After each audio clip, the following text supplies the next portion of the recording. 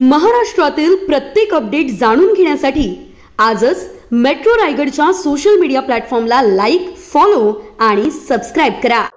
सकल मराठा सामाजिक संस्थेच्या अलिबाग तालुका अध्यक्षपदी अभय म्हामुणकर यांची सर्वानुमते निवड करण्यात आली।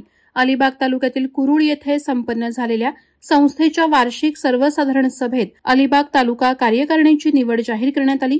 यामध्ये अभय म्हामुणकर यांच्याकडे तालुका अध्यक्ष पदाची धुरा सोपवण्यात आली।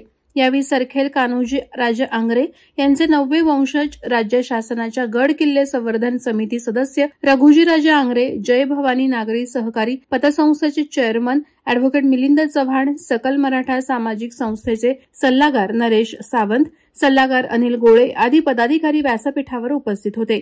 यावेळी सकल मराठा सामाजिक संस्था अलिबागच्या मावळत्या पदाधिकाऱ्यांचा सन्मान मान्यवरांच्या हस्ते करण्यात आला।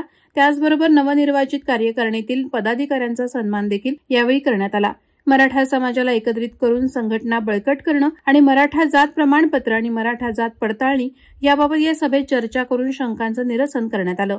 सकल मराठा सामाजिक संस्थेच्या अलिबाग तालुकाध्यक्षपदी अभय म्हामुणकर यांची नियुक्ती करण्यात आली।